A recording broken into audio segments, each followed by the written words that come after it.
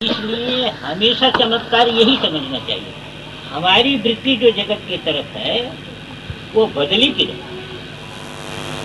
हमको जो विषय में रस मिलता था वो नाम जप में रस आ रहा है कि नहीं आ रहा। कृपा का स्वरूप यही। बाकी चमत्कार यदि आपके अंदर भगवान के प्रति विश्वास उत्पन्न करता है तो उतने मात्र में ठीक है, पर जीवन से अध्ययन करना चाहिए उसका। कि जीवन से अध्ययन नहीं करेंगे तो वो चमत्कार भटका देगा। बड़ी बात भले ही है पर इसको ध्यान दें। प्रत्यक्ष अक्रूर के जीवन में जब आप ऐसा देख रहे हैं जो भगवान के साथ में बैठे और भगवान ने अपना दर्शन भी उसको दिलाया तो भी उनकी बुद्धि कैसे खराब होगी।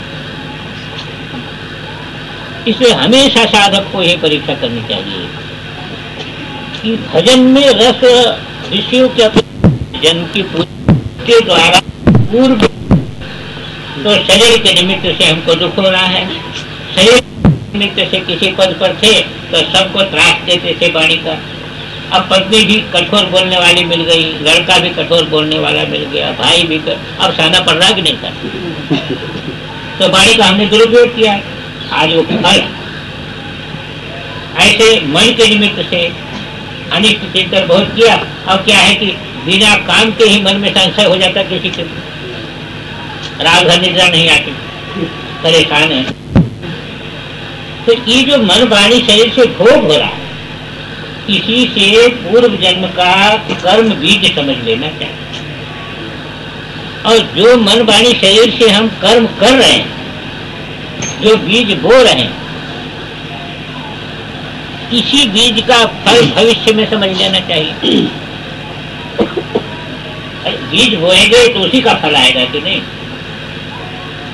अब ये जो बात है ये दूसरी बात, इसको कैसे समझना, तो ऐसे समझना। यदि किसी को जन्म से ही इस प्रकार का विचार आता है कि भाई हम भगवान का दर्शन कैसे हो हमको, तो परिवार में गृहस्थी में मने नहीं लगता है, उसका मने नहीं, तो समझना चाहिए पिछले जन्म में उसने किया है।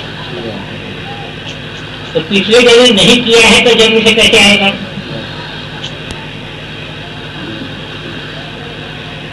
तो पिछले जन्म का संबंध बन गया कि नहीं बन गया। थोड़ा आता है थोड़ा नहीं आता है, तो इसका मतलब समझना चाहिए कि वो बहुत प्रकृष्ट संस्कार अभी पिछले जन्म में हमारा नहीं बना। तो इसका मतलब ये है कि एक आध जन्म और ले सकता है। और पहले एक दो जन्म बीत गया है तो प्रतिष्ठ संस्कार होकर के आता है, जन्म में से वृत्ति हो जाती है, क्या करेगा। मैं ये घटना बता रहा हूँ। एक साल गंगोत्री में चातुर्मास किया तो गोमुख गया तो फिर विचार हो गया कि तपोवन जाए। उस समय तपोवन में कोई रहता नहीं था, अभी तो कुटी बना गया सुना है, बड़ी बिहर जगह थी। एक संत और थे, उनके साथ तपोवन चला गया, 4 दिन रहा वहां पर। अब वहां का वातावरण तो क्या है वो लगा। तो वहां से जब लौटा तो अब रास्ता इधर से हो गया है, गंगा दाहिने हाथ पड़ जाती है। पहले जो रास्ता था गोमुख का, वो गोमुख का रास्ता पहले उस पार से था, गंगा बाएं रहती, वो रास्ता अभी बंद हो गया। उधर एक संत रहते थे, उसी साल बल्कि वो माने नहीं बरसात में चले गए शिष्यों के साथ, और 4 के 4 वहीं पर बर्फ ज्यादा पड़ गई और समाधि हो गए। तो वो वहां रहते थे 12 महीने। तो मेरे मन में हुआ कि उनके दर्शन करते हुए जाए। तो बड़ी कठिनाई से उधर से आया। कठिनाई वहां पर यह है कि छोटी भी नदी है तो पार करना बहुत कठिन है। उसके अंदर घुसो तो पैर एकदम जो है वो है एकदम ठंडा हो जाता है, और दूसरे क्या है कि वो बर्फ का जल रहता है एकदम ठंडा, और थोड़ी धूप निकल गई पानी बढ़ जाता है। तो उसको पार करने के लिए कहाँ जाना पड़ता है, वो जहाँ पर बर्फ से ढकी है वहां जाना पड़ता है। तो बर्फ के पुल से उसको पार करना पड़ता है। तो फिर कठिनाई है। वहां मैं पहुंच गया तो महात्मा का दर्शन हो गया, प्रसाद पाया। तो सुना एक महात्मा पहले और रहते थे, उनका शरीर शांत हो गया था। तो सुना कि एक महिला जो है, मैंने कृष्णा भारती करके एक माता थी, वो वहां पर रहती है। हमने सोचा कि भाई पुरुष का रहना यहाँ पर बहुत कठिन है, तो बोलते कि आने ही कठिन है, वो कैसे? तो मैं चला गया, तो उसमें यही गीता के एक का भागवत लेकर के पढ़े। हमने पूछा ये बताओ तुमको इस प्रकार जो है साधु होने की प्रेरणा कहाँ से? उस समय उसकी अवस्था मेरा ख्याल है कि 27-28 व्यक्ति रही। हमें तो साधु बनने की प्रेरणा। तो कहती कि मैं ये तो नहीं जानती हूँ, पर जब से मुझे होश संभाला तब से मेरे मन में एक ही संकल्प आता, हिमालय बेटे की तपस्या करो। ये बार बार संकल्प आता मेरे में। फिर मैं एमएससी में थी और जो है वह विवाह की चर्चा चली, तो मैं डर गई, भग गई वहां से। तो दिल्ली आई, एक महात्मा ने मुझे गिरवा दे दिया, कहा जाओ तपस्या करो। अब स्त्री शरीर में कहाँ जाएगा? हरिद्वार आए वहां नहीं रह सके, फिर जो है ऋषिकेश आए वहां नहीं रह सके, फिर उत्तर काशी आए वहां नहीं रह सके, फिर गंगोत्री में हमारे कुछ परिचित लोगों ने कुटी बना दिया, पर वहां भी हम परेशान। तो वहां से यहाँ आए। उसी समय मेरे मन में आया कि देखो पिछले जन्म में एक तपस्वी महात्मा के रूप में कोई लक्ष्य को नहीं प्राप्त किया। मृत्यु के समय किसी स्त्री में चित्त जो है उसका चला गया, तो उसका जन्म हो गया। पर जन्म हो गया, पर जो पूर्वाध्याय में कौन थे वो जबरदस्ती ला करके जो तो स्त्री शरीर में किसी ऐसी जगह बैठा दिया है कि जहाँ पर पुरुष का रहना ही हो। तो इससे समझना चाहिए, इसी से समझना चाहिए। यदि विषयों में बिल्कुल रस नहीं मिल रहा है, भजन में रस मिल रहा है, चिंतन में रस मिल रहा है, और इसी में रस मिल रहा है, और जो है वह किसी प्रकार की कामना जगत की यश आदि की नहीं बन रही है, तो निश्चित समझ लेना चाहिए कि अंतिम जन्म है। निश्चित समझ लेना कि अंतिम जन्म है। और उसमें ऐसी स्थिति में यदि किसी महापुरुष का आश्रय मिल जाए तब तो समझ लेना चाहिए कि वो अंतिम जन्म हो ही गया, इसके आगे जन्म होने का नहीं। तो इन्हीं विधियों से समझना, यही विधि है जिनसे समझना पड़ता है कि ये हमारा जन्म अभी आगे भी होने का है। सच्चाई से देखोगे तो पता लग जाएगा, आगे भी होने का है कि नहीं हो सकता। देख लो, अरे मन निर्वाचनिक हो गया तो समझ लो नहीं होने का है। अब मन में अभी बहुत कुछ है तो निश्चित होने का है।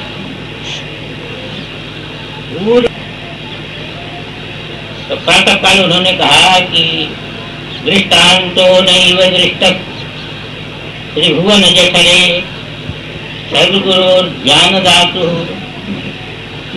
कभी हमने दृष्टांत देखा पर तीनों लोकों में खोजा, पर कोई भी दृष्टांत ज्ञान देने वाला जो सद्गुरु है उसका कोई दृष्टांत तो मिला ही नहीं। आपको कैसे नहीं मिला? लोग तो पारस नहीं समझता। सद्गुरु स्वीय शिष्य स्वीयम साम्यम विधत्ते।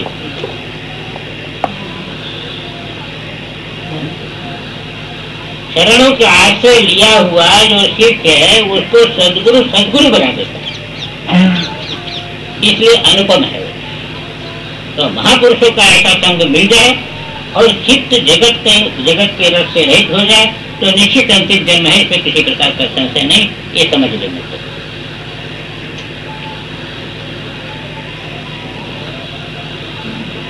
सत क्या है, चित्त क्या है, आनंद क्या है? किसी ने कहा है कि हमारे पास सत है, चित्त है, आनंद नहीं। पहले ये समझना चाहिए कि ये जो तीनों शब्द है ना, तीनों शब्दों के विषय में जो हम समझते हैं अर्थ, वो हमारी समझ ही गलत है। कैसे गलत है? जगत में कोई वस्तु है तो उसको हम सत मानते हैं, सत्ता मानते हैं ना, उसकी सत्ता है, तो वस्तु है इसलिए सत्य। लेकिन स्वरूप के विषय में, परमेश्वर के विषय में जहाँ सत शब्द का प्रयोग होता है उसका ये अर्थ नहीं। जैसे देखिए दृष्टांत, बल्ब में प्रकाश दिखाई दे रहा, विद्युत में प्रकाश है, का ज्ञान आपको है ना, पर वह रूप विद्युत में है क्या प्रकाश का? वह रूप नहीं। चेतन शब्द आता है वो इस प्रकार का अर्थ नहीं, ऐसा चेतन अभिव्यक्त चेतन नहीं है वहां पर। हाँ, सामान्य सत्ता, जिस सामान्य सत्ता में ये सभी सत्तावान हो रहे हैं वो सत्य का अर्थ है, और जिस सामान्य चैतन्य से ये सभी चेतना प्राप्त कर रहे हैं, सभी मन सभी बुद्धि, वो चेतन का अर्थ है। इसी प्रकार आनंद की भी हमको अनुभूति क्या है? आनंद में कोष की अनुभूति हमको, यानी अभिव्यक्त आनंद की अनुभूति है। इसलिए आनंद शब्द उसी से आनंदमय कोष में अभिव्यक्ति हो रही है। तो चैतन्य का, विशिष्ट चेतनता का केंद्र, विशिष्ट सत्ता का केंद्र, विशिष्ट आनंद का केंद्र जो है वह तत्व सच्चिदानंद कहा गया है। और वह तीन नहीं है, एक है। कैसे एक है कि जैसे बल्ब में जो प्रकाश हो रहा है उस प्रकाश का केंद्र, पंखे में जो गति हो रही है उस गति का केंद्र है कि नहीं, जो फैक्ट्री चल रही है उसका जो है केंद्र, जो टेप रिकॉर्ड में बोल रहा है उसका केंद्र, सभी का केंद्र एक विद्युत है कि दो? पर वहां पर अभिव्यक्त नहीं, केंद्र एक है। ऐसे एक ही केंद्र से हम सत्ता प्राप्त कर रहे हैं, उसी केंद्र से हम विशिष्ट चेतनता प्राप्त कर रहे हैं, और उसी केंद्र से हम विशिष्ट आनंद की अनुभूति कर रहे हैं।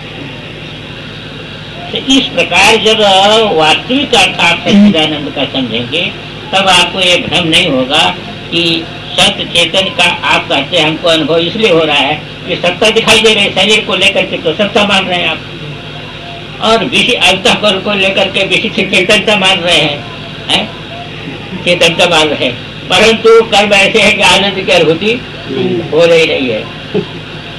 तो ये अलग चीज, वास्तविकता जब समझ में आएगी तभी वो सच्चिदानंद शब्द का अर्थ समझ।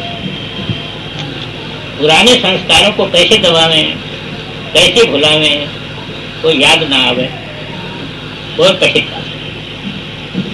इनको भुलाना बहुत कठिन था, परंतु इनके उद्बुद्ध होने का जो वातावरण है, इनके उद्बुद्ध होने का जो निमित्त है, उस निमित्त को हमको दूर करना पड़ेगा।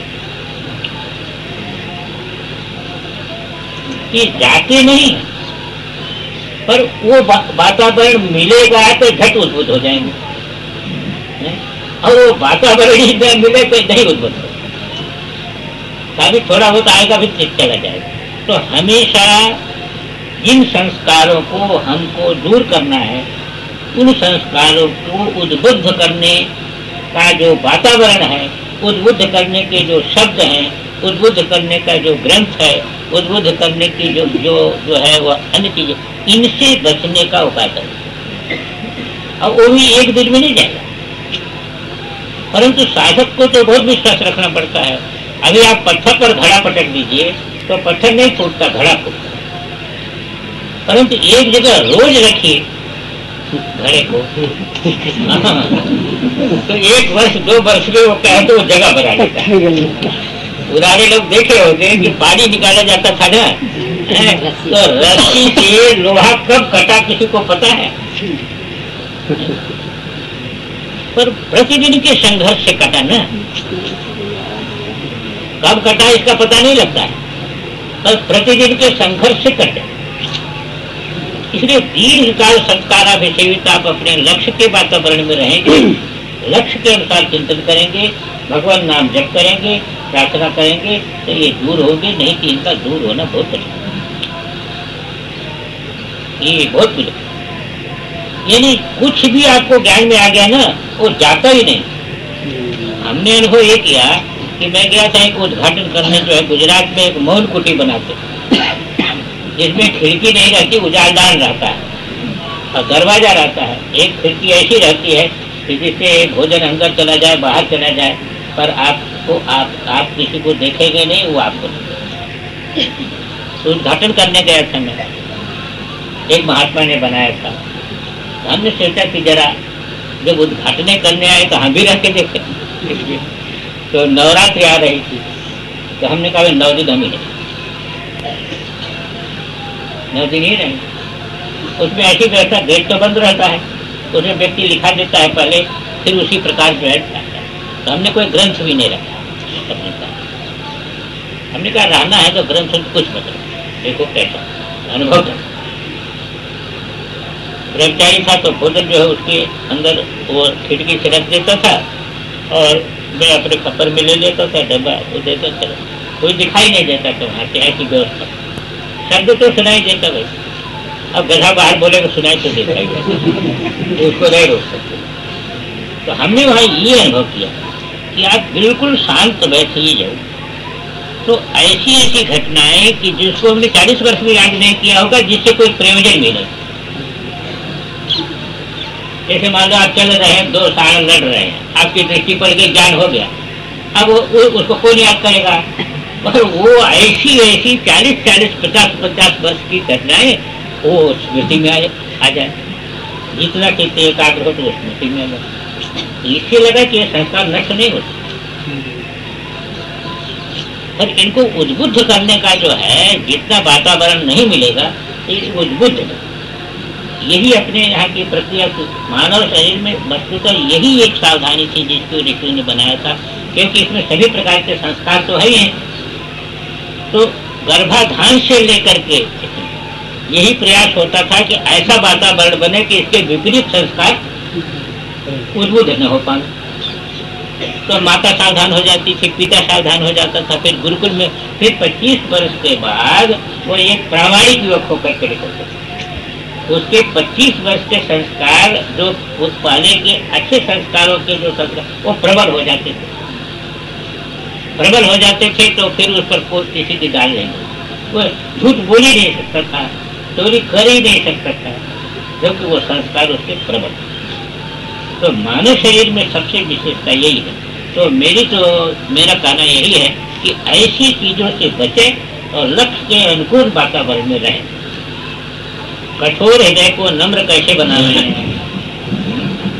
अरे कठोर हृदय को नम्र कैसे बनाना है? अपनी गलती स्वीकार कर ले सच्चाई से, तो भगवान के चरण पकड़ के रोए तो नरम हो जाएगा। पर ये अहंकार रोने तो देता नहीं और अपनी गलती स्वीकार करने देता नहीं। माया तो यही है। ये गलती स्वीकार कर ले तो आपको लगेगा कि देखो जन्म से गलती तो हो रही है। अभी देखो कोई मूर्ख कह दे हम लोगों को तो बड़ा खराब लगता है ना, परंतु विचार करो मूर्ख न होते तो जन्म क्यों होते? अरे मूर्खता थी तभी तो जन्म हुआ। सच्ची बात है कि नहीं? पर ऐसे मूर्ख कहते थे तो खराब लगता है। तो विचार करें कि तो बड़ी मूर्खता माननी ही पड़ेगी आपको, नहीं तो पिछले जन्म में मुक्त हो गए होते तो काहे को जन्म? मूर्ख थे ना, मानना पड़ेगा। तो अपनी मूर्खता, अपना अज्ञान, यही समझ में नहीं आता, यही दोष है। अपन ये दीक्षित करते हैं कि देखो नीति ज्ञान नियति ज्ञान, उनके अभी वेद ज्ञान कहते हैं कि नीति को जानने वाले आपको मिल जाएंगे, नियति को भाग्य बताने वाले भी मिल जाएंगे, वेद को जानने वाले भी मिल जाएंगे, शास्त्र का व्याख्यान करने वाले भी मिल जाएंगे। पर स्वाद ज्ञान ज्ञानी नो दे, दूसरे का अज्ञान बताने वाले भी मिल जाएंगे और अपने अज्ञान को पकड़ने वाले नहीं मिल। अपने दोष को अपने बुद्धि पकड़ ले, ये नहीं होता ना। बुद्धि के साथ अहंकार रहता है। कि सच्चाई को आप पकड़ेंगे तो निश्चित भगवान का चरण पकड़ के रोना पड़ेगा, और रोएंगे तो हृदय कठोर जो है नरम हो जाएगा। प्रेमा भक्ति नियम से आएगी, नियम वाले का पतन नहीं होता है। ये नियम वाले का पतन नहीं होता है। प्रेमा भक्ति कैसे आएगी ये तो भगवान जाने, पर नियम वाले का पतन नहीं होगा, क्योंकि नियम में बधा रहेगा वो तो बच जाएगा। व्यवहार में अपने को नियम में कैसे बांधे? अरे ये तो आपको ही बांधना पड़ेगा। नियम बना ले, तोड़े नहीं, फिसले नहीं, अपने आप बन जाएगा। रागी जीतों को बैरागी कैसे बना हुए हैं? रागी कैसे हुआ है? रस लेकर के रागी हुआ है। अब भगवान में रस लेने लगे तो उधर से बैरागी हो जाएगा। सच्चा रस मिल जाए तो झूठा। देखो किसी को 5,000 रुपये मिलता है, उसके घर का काम चलता है, उसको कहो छोड़ दो, छोड़ेगा? कैसे छोड़? और उसको पता लग जाए 10,000 रुपये यहाँ मिलेगा तो छोड़ देगा कि नहीं छोड़? अपने आप छोड़ देगा कि नहीं छोड़ देगा? ये गणित है। ये तो इन विषयों के कितनी पराधीनता है, भयंकर पराधीनता है। जब आपको ये समझ में आ जाएगा इधर रस मिलने लगेगा तो अपने आप जो है उधर जाना पड़ेगा। खिलाने का रस किसी में आ गया तो खाने का रस भूल जाता है, वो भूल ही जाता है। दान का रस किसी में आ जाता है तो संग्रह भूल जाता है। ऐसी भगवत भक्ति का रस किसी में प्रकट हो जाता है तो विषय उसको त्रिभुवन विभव हेतवे पेकुंठ स्मृति, तीनों लोकों का वैभव उसके सामने है, पर उसको फुर्सत कहाँ है उधर देखने की? उसकी आवश्यकता खत्म हो गई तीनों लोग। तो निश्चित यही सिद्धांत है, पर इसके लिए बुद्धि में पहले महत्व बैठना चाहिए। बुद्धि में महत्व जब तक नहीं बैठता है तब तक नहीं टूटता। ऐसी खाली बुद्धि से जान लेने से नहीं होती। शंका नहीं हो रही अभी न, हमको जगत में शंका कहाँ हो रही है? इतने दिन से खा रहे हैं, अब खाने की तृष्णा नहीं गई तो धोखा हो रहा है कि नहीं हमारे साथ? परीक्षा हम नहीं कर रहे हैं।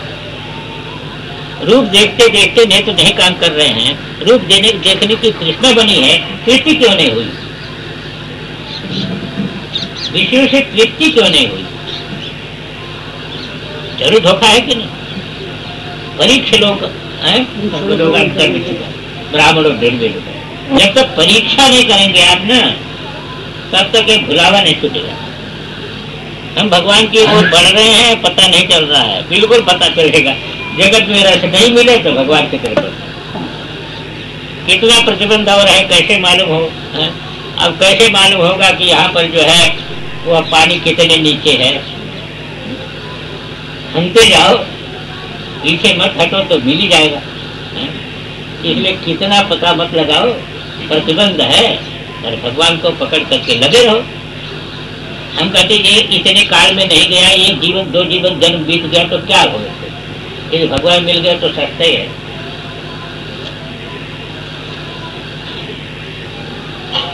अब ये 2 प्रश्न हैं।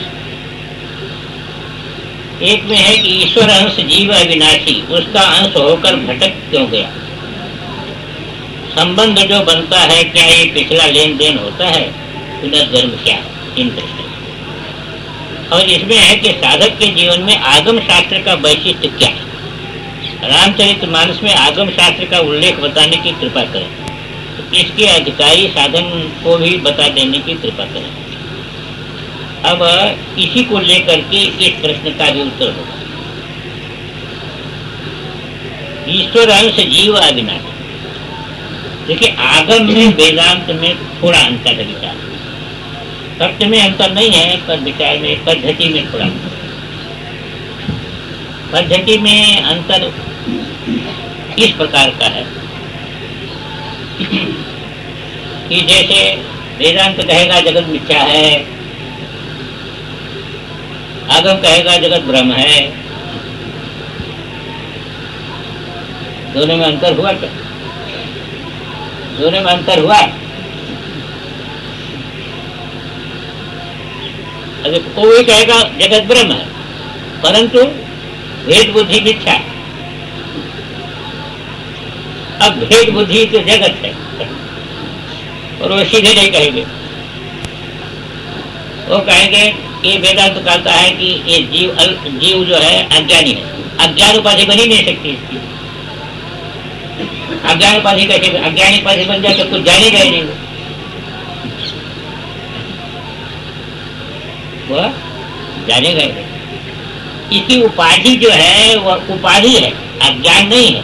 अज्ञान मूल में भले हो, पर अज्ञान उपाधि नहीं हो सकती। ईश्वर में सर्वज्ञत्व है, जीव में अल्पज्ञत्व है। ऐसा नहीं कि कुछ नहीं जानता, जानता है पर थोड़ा जानता है। ईश्वर में सर्व कर्तृत्व है, कर्तुम अकर्तुम अन्यथा कर्तुम समर्थ है। ये कुछ आश्रम बनाने, कुटी बनाने, इतने बना सकता, आगे बढ़ेगा। ईश्वर नित्य तृप्त है, पर जिसको कुछ तृप्ति है और कुछ अतृप्ति है। ईश्वर जो है स्वतंत्र है, ये नीति के अधीन है, तो इसलिए इसमें संकोच है। यहाँ पर प्रश्न ये है, गोस्वामी जी बहुत सावधान है, मैं बार बार कहता हूँ। गोस्वामी जी क्या कहते हैं, ज्ञान की कहानी कह रहे, सुनो तात यह अकथ कहानी। एक कहानी कहता हूँ, कहो का अकथ है। अरे जब अकथ है तो तुम क्या कहोगे? तो समुझत बने, यदि कोई सावधान होगा तो समझ लेगा। समुझत जब बने न जाए बखानी, यानी अविधा वृत्ति से आप समझ नहीं सकते हैं, और सावधान है तो लक्षणा से। अकथ तो है ही है, ज्ञान की कहानी अकथ की। कहा देखो अकथ कैसे, ईश्वर अंश जीव, और हमने कहा दिया ईश्वर अंश जीव, आपने क्या समझा? बोलो ईश्वर का टुकड़ा जीव है। अब बताओ, विचार करो, ये शब्द का अर्थ बनेगा? ईश्वर यदि सविशेष है तो टुकड़ा होते होते ईश्वर खत्म हो जाएगा। ईश्वर यदि निर्विशेष है तो टुकड़ा हो नहीं सकता। ईश्वर निर्विशेष है तो टुकड़ा हो नहीं सकता, और ईश्वर सविशेष है तो टुकड़ा होते होते ईश्वर खत्म हो जाएगा। तो ईश्वर से जीव कैसे बनेगा? ये अकथ यही है ना, यही अकथ है, पर कहीं बिना काम भी नहीं बनता। इधर जीव ईश्वर अंश भी कह दिया और उधर कह दिया अविनाशी, और जो अविनाशी है वो अंश कैसे होगा? जिसका जन्म होगा तो उसका नाश भी होगा ना। और चेतन अमल सहज सुख राशि, अब ईश्वर का लक्षण इसका लक्षण एक हो गया, और अविनाशी भी कह दिया, तो अकथ कहानी हो गई कि नहीं? परंतु देखो अकथ को भी कैसे समझना पड़ता है। आकाश है, इसका अंश कोई नहीं कर सकता है? पर 1000 घड़ा रख दो, अब लड़ाई शुरू हो गई। हमारे घड़े में 20 से चना आता है, हमारे घड़े के आकाश में, तुम्हारे घड़े के आकाश में 5 से चना आता है। शुरू हो गए कि नहीं? ये औपाधिक अंश हो गया कि नहीं? हाँ, सूर्य है, 10,000 घड़ा पानी भर के रख दो, अब 10,000 सूर्य दिख रहे हैं। अब शुरू हो गया, हम किसी घड़े का पानी लाल है तो हमारा सूर्य लाल है, और किसी घड़े का पानी नीला है तो हमारा सूर्य नीला है, हमारा सूर्य पीला है, और झगड़ा तो शुरू हो।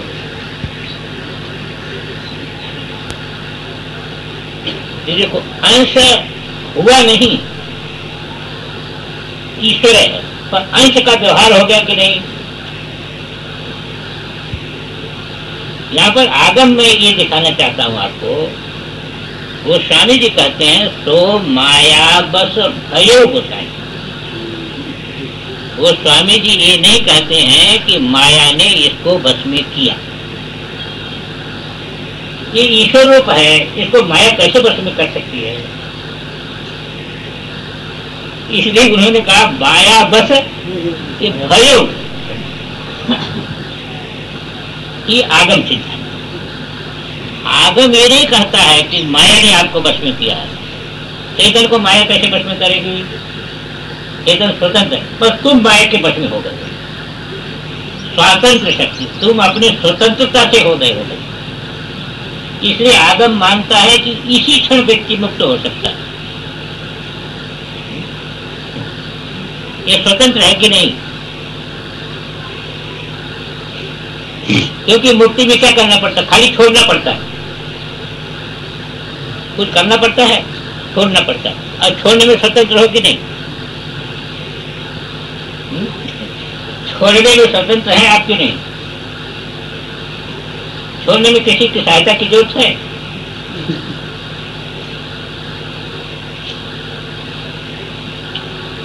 तो आज ही व्यक्ति मुक्त हो सकता है।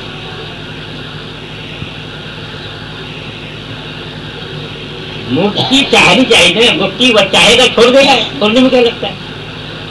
अरे जगत के बाहर ये छूटा है, इसको छोड़ने में क्या लगता है? शरीर आदि में जो अहंता ममता आपने किया है, तो वह अहंता ममता छोड़ने में क्या लगता है? छोड़ने में क्या लगता है आपको? देखो आगम की रुचि है। आगम कहता है कि ये इच्छा नहीं कर रहा है ना छोड़ने की, कहता है पर अभी जगत चाहता है, इच्छा नहीं कर रहा। आप झूठ बोलते हैं। इच्छा करे तो छोड़ने में क्या लगेगा इसको? दृष्टांत किया देखो।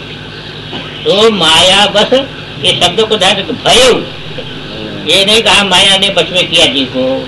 माया बस भयो, माया के बस हो गया। बधेव, देखो ये नहीं कहा माया ने बाधा इसको, ये आगम की पद्धति। बधेव, बध गया, स्वेच्छा, स्वेच्छा से बध गया। कैसे बध गया? कहा बध गया, वो मान लिया बध गया। ईर मरकट की नहीं, ईर जो है ना, अब वो ईर जो है तोता होता है। अगर चरखी है, चरखी के ऊपर बैठा तो वो घूम गया, तो उसे जोर से पकड़ लिया। तो ये बताओ उस समय भी उसको उड़ने के सामर्थ्य है कि नहीं? वो छोड़ दे तो उड़ जाएगा कि नहीं? आप छोड़ दो आत्मा को, आप उड़ गए, यहाँ से अलग हो गए, मुक्त हो गए कि नहीं? पद को भूल गया। वो उड़ने की सामर्थ्य पर उस सामर्थ्य को भूल गया। स्वातंत्र हानिर बोध है, ये आगम का सिद्धांत। बोध स्वतंत्र है और उसको भूल गया। तो जिस समय वो पकड़ के चिल्ला रहा है, उस समय भी उसमें छोड़ने के सामर्थ्य है कि नहीं? और उसने पकड़ के रखा है चरखे को कि चरखा ने पकड़ के रखा है उसको?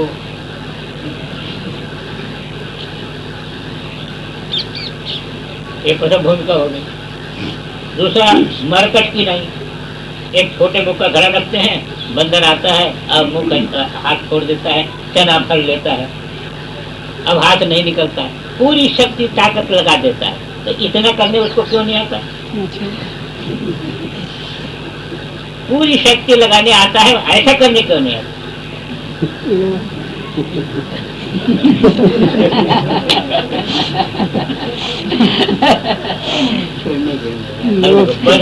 बनकट की राय, जड़ चेतन ही ग्रंथि पड़ गई।